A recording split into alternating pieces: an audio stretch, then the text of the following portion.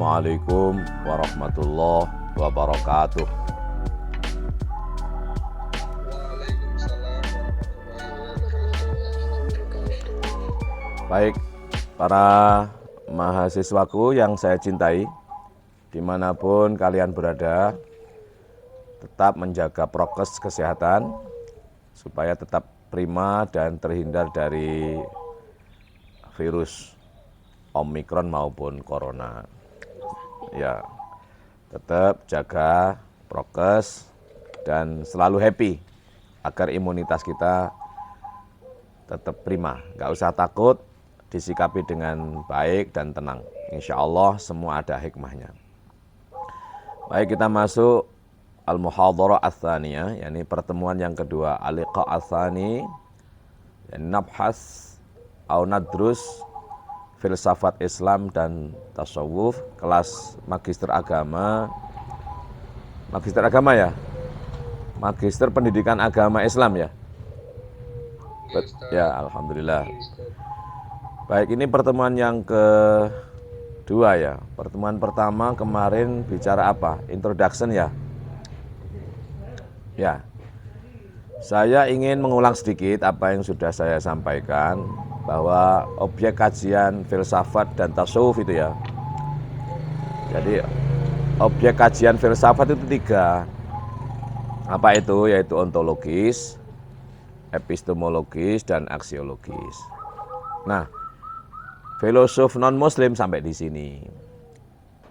Nah, bedanya dengan filosof muslim, itu tidak sekedar ontologis, bukan hanya sekedar epistemologis, bukan hanya aksiologis, tapi meningkat lagi menjadi apa? Makrifah, bahasa tasawuf atau thariqahnya itu. Lalu meningkat lagi menjadi ikon. Jadi begini, kalau filosof muslim, filosof non-muslim itu bahwa segala sesuatu itu harus ada proses ontologisasi, yaitu diontologiskan. Yaitu proses penemuan benda. Baik, saya sebelum melanjutkan ini saya lagi sarapan juga ini. Ini dirubung banyak lalernya. Maaf. Ini saya makan ini apa namanya? Pisang goreng seci. Nanti bisa dilihat di Instagramnya Nadia Seci. Pisang goreng dan nangka goreng. Ya, enak sekali nih, bergizi, sehat insya Allah. Dan saya juga lagi minum minuman Mems Cafe. Apa itu Mems Cafe? Ya, cafe milik saya. Ini apa? Ikonnya yaitu minum lemon tea plus madu murni. Insya Allah sehat. Ya, dan plus ini ada makanan juga apa namanya? Ya, sudah diolah oleh Memshi. Terima kasih. Semoga semuanya bisa menikmati nantinya. Dan tolong dibuka Instagramnya Nadia Seci. Dan juga tolong dibuka apa? Baikunusa. Apa? Baik. Maaf saya agak batuk. Minta air putih, Nduk. Air putih saya. Ini lalernya banyak. Lalu bawain tisu untuk supaya nutup.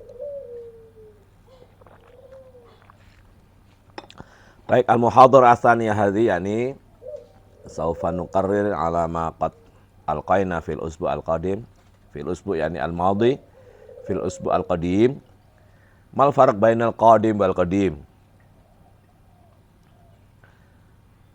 Al-qadim yani al-mustaqbal, wa amal qadim al-madhi. Naam.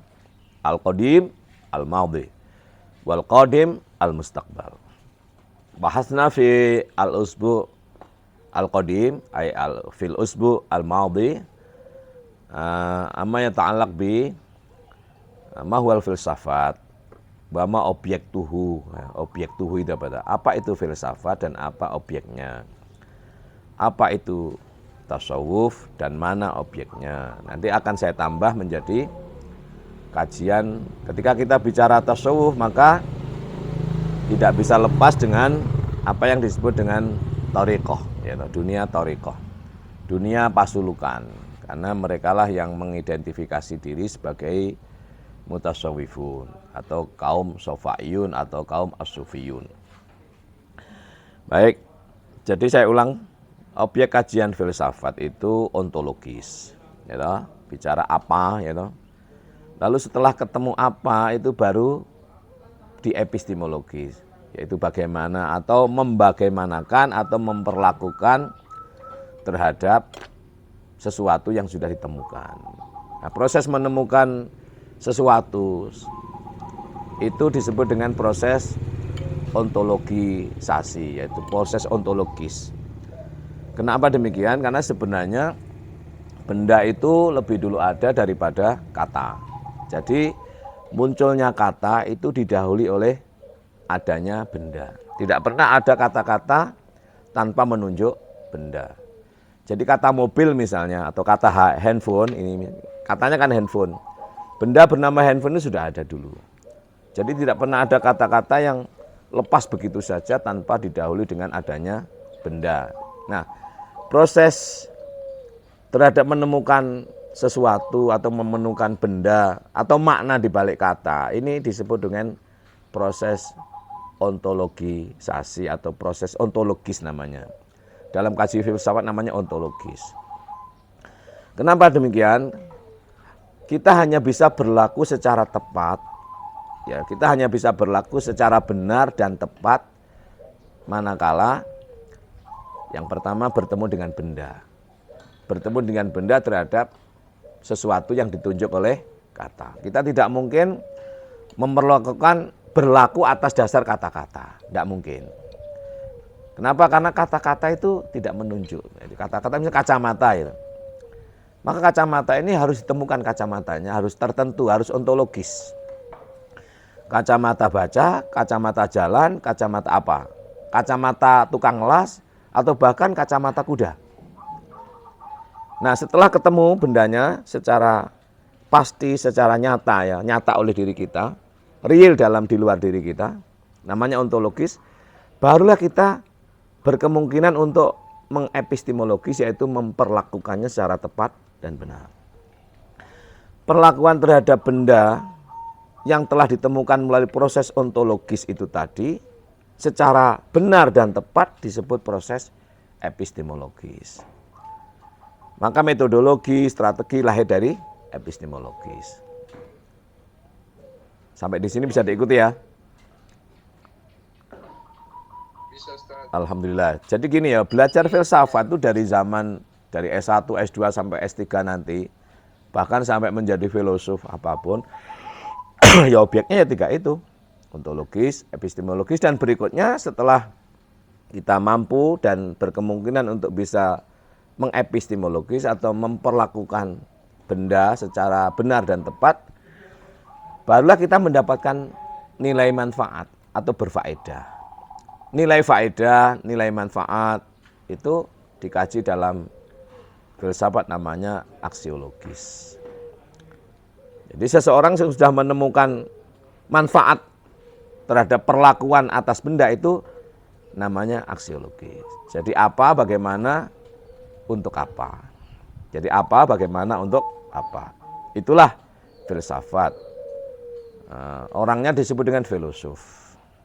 Ini intinya objek filsafat. Kemudian lahir ada materialisme, ada hedonisme, ada spiritualisme, dan lain sebagainya. Itu semuanya perkembangan dari ini. Perkembangan dari objek dasar kajian filsafat, yaitu ontologis, epistemologis, dan aksiologis. Lalu muncullah namanya subjektivismus, objektivismus, lalu konstruksi, dan lain sebagainya.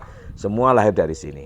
Dari tema dasar atau objek dasar dari kajian filsafat. Yang tiga itu, yaitu ontologis, epistemologis, aksiologis.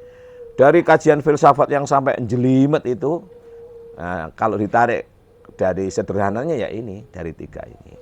Maka kalau kita ingin memahami bagaimana konstruksi teori body and mind misalnya, itu ya harus paham ini dasarnya dulu. Ya toh. Bagaimana teori misalnya objektivismus misalnya oleh Emile Durkheim misalnya, ya ini kembali sini. Bagaimana subjektivismus, ya ini harus pahami dulu objek. Kalau kita tidak matang dalam pondasi filsafat, maka kita tidak akan atau kesulitan menangkap pola pikir filosofis yang dituangkan oleh para filosof itu. Jadi intinya tiga itu, apa, bagaimana, untuk apa. Apa itu bendanya, bagaimana itu perlakuannya, untuk apa itu adalah manfaatnya. Apa itu ontologis, bagaimana itu epistemologis, dan untuk apa itu aksiologis. Sampai di sini. Lalu objek kajian tasawuf ya. Saya ulangi lagi nanti saya ingin bicara dalam pertemuan ini adalah distingsi antara filosof muslim dan non muslim. Ambil payung lah, ambil payung kamu payungan. Ya saya sambil caring ini. Caring kok payungan. Jadi nanti pada pertemuan ini saya ingin bicara ini distingsi atau perbedaan prinsip antara filosof muslim dengan filosof non muslim atau filosof yang belum Islam atau sebelum Masehi. Sebelum itu kita akan masuk pada objek kajian tasawuf dulu. Jadi filsafat dan tasawuf atau filsafat Islam dan tasawuf. Filsafat tanpa Islam itu tadi 3, ya. Lalu tasawuf. Saya nanti akan filsafat Islam yang kayak apa.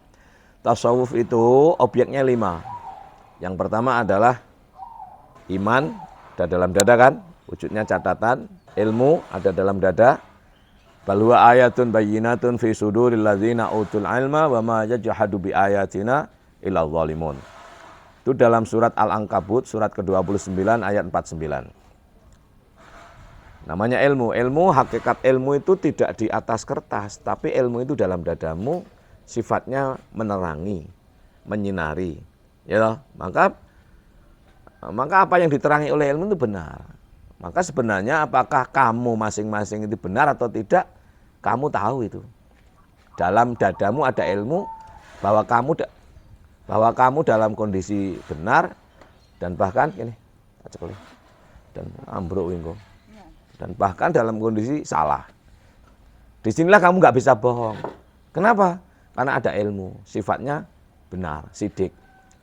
Kalau berpura-pura bohong itu bisa, tapi kalau bohong nggak bisa. Orang bohong itu nggak bisa. Orang bohong itu bertentangan dengan ilmunya yang ada dalam dadanya. Al ilmu fis sudur la fis sutur. Apa wujud ilmu itu? Berbagai fenomena bayaniyat. Ayat bayaniyat. Bal huwa ayatun bayyinatun fi suduril ladzina utul ilma. Dalam berbagai dada namanya ilmu. Rasa wujudnya, tahu sifatnya. Maka apa yang ditahu oleh ilmu itu benar, sidik sifat iman, ya toh. Wa ma yajhadu bi ayatina illa zalimun.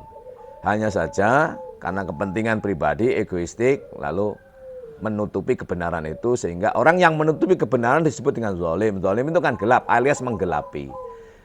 Jadi siapa yang zalim, siapa yang menggelapi, kamulah yang menggelapi ilmumu sehingga kamu bahasa saya itu ngabu jahal. Apa ngabu jahal itu? Abu Jahal itu simbol. Simbol penolakan terhadap ilmu. Maksudnya apa? Sebenarnya dalam hatinya, ilmunya Abu Jahal mengakui Muhammad adalah Rasulullah. Tapi ya tentang ilmunya itu. Ya toh? Maka simbolnya coba nanti dibaca Al-Futuhat Al-Makkiyah karya Asy' Al-Kabir, Ibnu Arabi, Syekh Muhyiddin Ibnu Arabi. Beliau menawarkan satu pendekatan untuk mendapatkan satu pengertian itu apa yang disebut dengan metafora simbolik. Yaitu atau simbolik metaforik. Apa mati?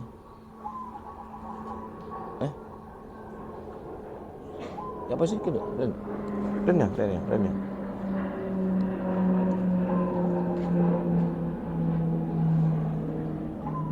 Baru? Gabung baru?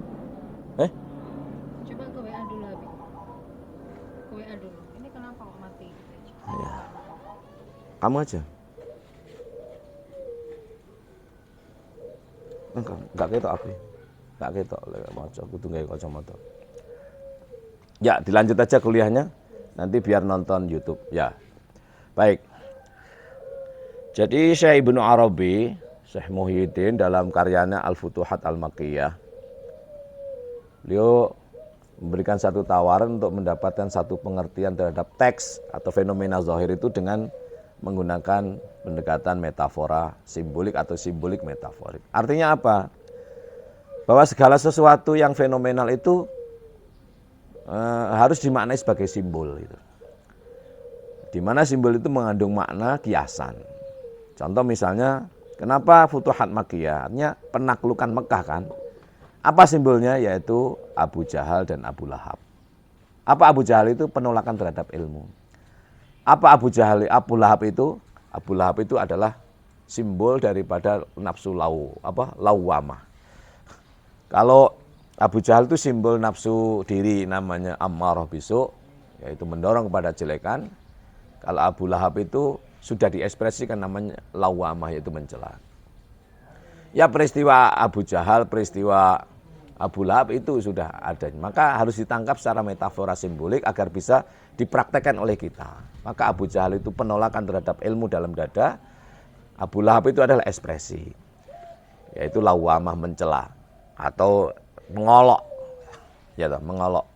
Bilangnya aja nanti diikuti di YouTube. Karena linknya nggak lancar. Ya. Mohon maaf sambil makan ya, nggak apa-apa ya. Ya.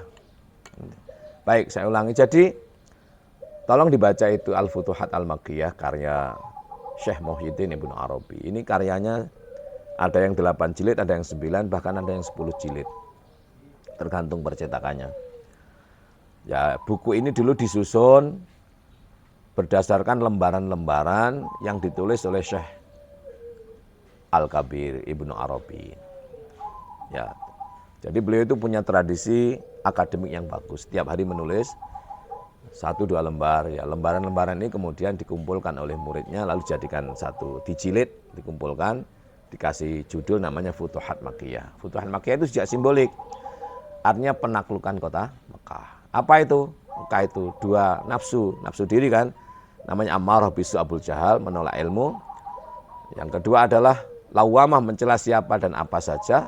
Simbolnya adalah Abu Lahab. Jaringannya tadi bermasalah. Ya. Simbolnya Abu Lahab. Ya. Jadi itulah yang ditawarkan oleh Syekh Ibnu Arabi, yaitu metafora simbolik. Ya. Nanti bisa dicek dalam bukunya yang sangat monumental, dan ini karya ini dikaji oleh dunia. Baik. Jadi objek kajian tasawuf itu yang pertama adalah iman, ada dalam dada, wujudnya catatan, ma waqira fil qalbi. Apa iman itu? Tiada keraguan. Dzalikal kitab la raiba fi. Dia hudan lil muttaqin. Artinya menjadi petunjuk kalau bertemu dengan potensi takwa yang ada dalam dada kita. Wa may yu'azzim sya'airah fa innaha min taqwal qulub.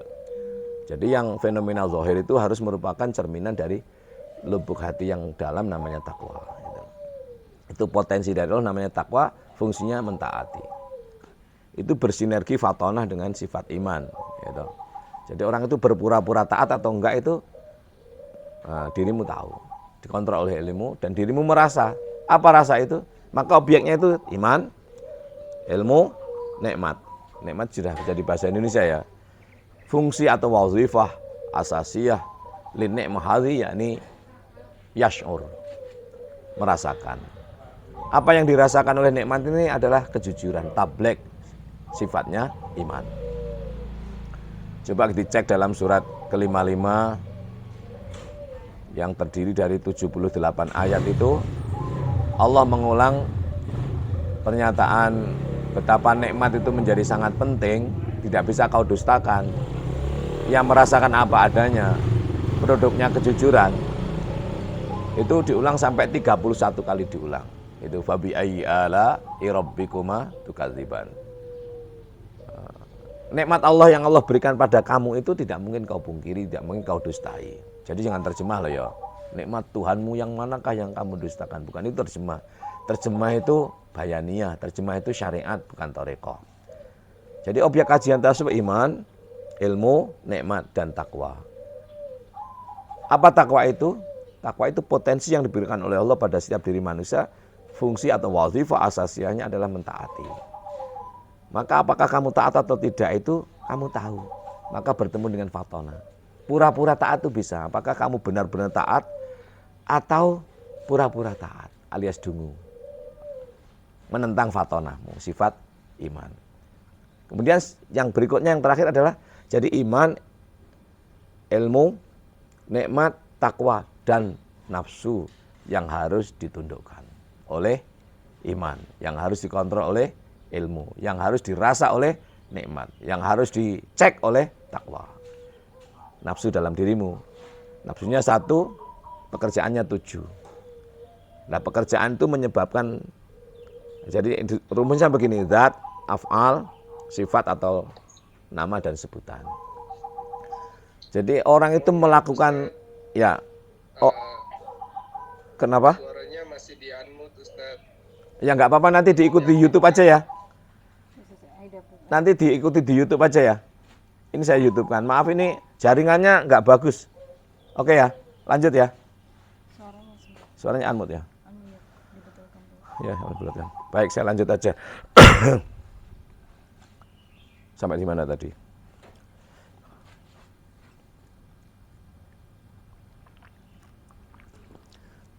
Jadi rumusnya begini, zat, af'al, sifat, nama atau sebutan.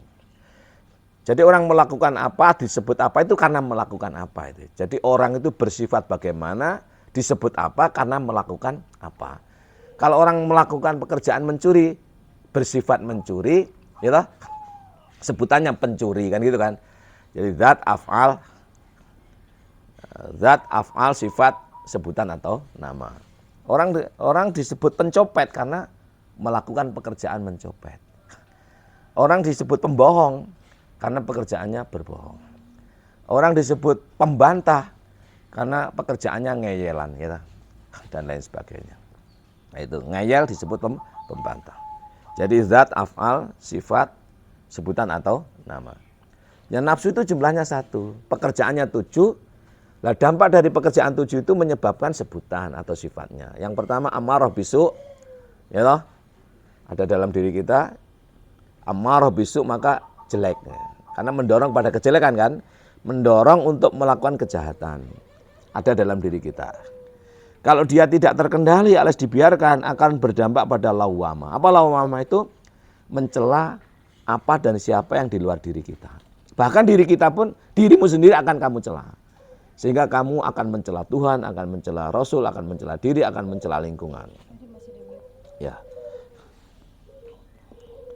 Nah, maka amarah bisu ini jangan kau biarkan, harus kau kendalikan. Lawamah tidak akan muncul, maka akan muncul berikutnya dorongan untuk melakukan kebaikan. Dorongan melakukan kebaikan disebut dengan mulhamah, yaitu tulhim sahibaha fi'lal khairati, yaitu mengilhamkan, mendorong secara pelan-pelan kepada diri kita untuk melakukan kebaikan. Maka dalam dirimu itu kan ada dorongan untuk melakukan kebaikan. Ada kan itu? Ada kan? Aku tak ngene, aku tak nyapu, aku tak ngepel, aku tak noto sandal masjid, aku tak ngepel WC masjid, itu ada. Hanya sering dorongan-dorongan kebaikan itu kamu lawan sendiri oleh kegengsianmu, oleh egoistikmu, alias oleh nafsu amarahmu dan lawamahmu. Sehingga dorongan yang mestinya kamu lakukan, tidak kamu lakukan alias kamu tentang sendiri. Mau nyapu halaman, gengsi. Lah gengsimu itulah yang menjadikan hijab. Padahal kalau mulhamah ini kamu lakukan, dorongan melakukan kebaikan ini kamu lakukan, maka akan timbul berikutnya namanya mutmainnah. Artinya apa? Pekerjaan baik kita ini akan melahirkan ketenangan. Maka lagi-lagi kembali pada diri. Aku kok nggak tenangin, kenapa ya? Kok gundah gulana, sedih, nggak punya duit, banyak utang, banyak masalah. Ya kamu kurang banyak melakukan kebaikan oleh mulhamahmu. Alias kamu justru sebaliknya melakukan kejahatan. Ya.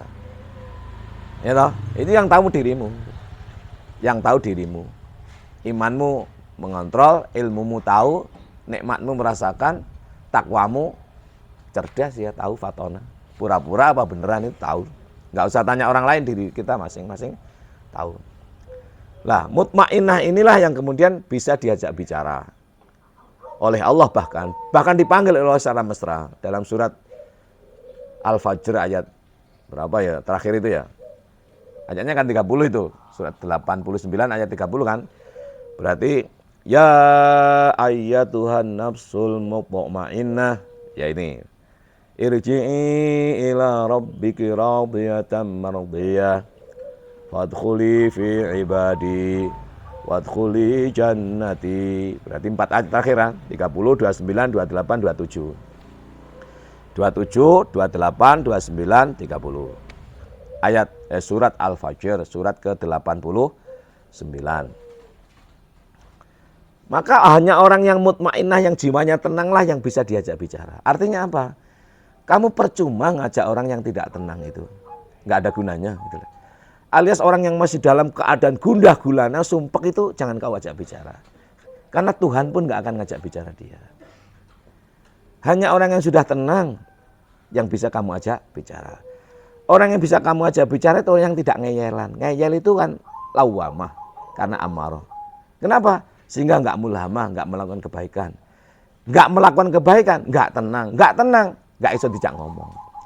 Karena hanya orang yang tenang yang bisa diajak ngomong sehingga dia rela. Setelah mutmainnah, radiyah. Ya ayyatuhan nafsul mutmainnah. Irji'i ila rabbiki radiyatan. Nah ini. Ketenangan akan melahirkan kerelaan. Rela kamu pada apa siapa tanpa membeda keadaan bagaimanapun seperti apapun dikehendaki oleh Allah. Kalau sudah kamu bisa begitu maka akan muncul berikutnya nama mardiyah. Merasa mendapatkan ridha Allah. Kamu merasa enggak itu? Merasa itu. Fenomenanya apa? Timbulnya puncak kesempurnaan al-insan al-kamil yaitu an-nafsu al-kamilah. Yuhibbul kafiro al-imana bima ja'a bihi Muhammadun sallallahu alaihi wasallam. Cinta kepada orang kafir ya, dalam bingkai rojak harapan semoga yang kafir itu satu ketika beriman terhadap apa yang dibawa oleh Nabi Agung Muhammad sallallahu alaihi wasallam. Jadi enggak marah-marah itu, justru mendoakan. Wa yuhibbul al-mu'mina asubuta ala imani. Melihat orang taat, orang mukmin itu cinta dalam bingkai khauf. Apa khauf itu? Yang mukmin yang taat pun jika Allah menghendaki saat itu pula dia bisa maksiat itu loh. Ya toh? Maka bainar roja'i wal khaufi namanya mahabbah.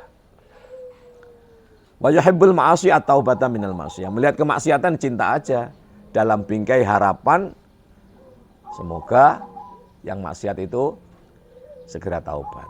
Karena apa? Bisa jadi loh ya. Diri kita pun juga jika Allah menghendaki dan kita kurang berhati-hati terjadi kemaksiatan. Namanya khauf. Bainar roja'i wal khaufi namanya mahabbah. Sampai di sini ya bisa diikuti ya. Berapa menit mah? 30. Oh sudah 30 menit ini. Saya akhiri dulu. Pertemuan yang akan datang kita akan bicara tentang filsafat Islam. Tentu thariqah filsafat. Kalau filsafat tidak Islam, filsafat saja itu tidak sampai pada hanya ini syariah, thariqah, hakikat. Ya, tidak sampai ma'rifah dan ikon. Nah, alias hanya ontologis, epistemologis, aksiologis. Nah, filsafat Islam tambah lagi. Akan saya jelaskan pada pertemuan yang akan datang. Terima kasih, mohon untuk difoto ya. Sebelum difoto nanti di-share di grup, dikirimkan ke grup WA grup kita. Sudah? Baik, Ustaz. Ya. Sekarang kuliahnya terpotong. Karena kuliah. Ya, karena tadi kuliahnya terpotong, nanti tolong diikuti di YouTube ya. Habis ini akan kami YouTube-kan untuk direview ulang. Ya, tugasnya gitu-gitu aja. Jadi mereview apa yang sudah kita sampaikan. Ya, selesai kelas. Kalau semua sudah mereview, menonton, ya, atau bahkan lebih dari satu kali ya satu video itu misalnya 3 kali ya sudah. Nggak ada tugas, nggak ada apa, lulus sudah selesai. Ya. Tapi tolong jangan di skip itu ya, jangan dicepatkan. Ya. Saya merasa loh itu. Kalau kalian men-skip tidak jujur itu saya merasa. Dan rasa itu tiada dusta itu. Aku hanya ingin kejujuran. Ingin amanah agar timbul mahabbah baini wa bainakum. Naam. Wallahi ana uhibbukum hubban jamma. Naam. Aku sangat cinta pada kalian semuanya, maka cintaku itu jangan sampai kau salah gunakan sehingga aku berubah menjadi benci itu loh. Paham enggak? Orang itu kalau udah cinta kebangetan, lalu ditolak itu berbalik menjadi benci kebangkitan. Makanya Al-Ghazali mengatakan ahbib habibata haunan ma asa ayyakuna apa itu? Apa itu? Kamu kalau mencintai kekasihmu biasa aja, karena bisa jadi yang kamu cintai itu akan berubah menjadi pembenci, toh. Demikian pula kalau kamu benci dengan orang biasa aja, karena bisa jadi yang kamu benci itu jadi pacarmu, itu loh. Baik, kita akhiri dulu ya. Thank you very much. See you tomorrow. Jangan lupa terus ikuti channel. Sudah difoto? Belum Ustaz. Mari foto. Ayo, ambil posisi yang bagus. Tolong difoto. Gon kam sedanten. Ya, sampun sedanten nggih. Wajah hantu Ustaz. Enggak kelihatan ya? Wajah hantu belum Ustaz. Oke. Rendah mungkin. Bentar. Tinggi kan Abi? Oke. Ini ya. Oh, ini udah. Oke. Oke, go. Wahid, 1 Isnin ثلاثة. طيب خلاص طيب شكرا جزيلا على اهتمامكم وعلى حضوركم وعلى اتباعكم في هذه المحاضرة الثانية ونتمنى هذه المحاضرة نافعة إن شاء الله للجميع وأقول نختتم ونلتقي في الأسبوع القادم إن شاء الله السلام عليكم ورحمة الله وبركاته.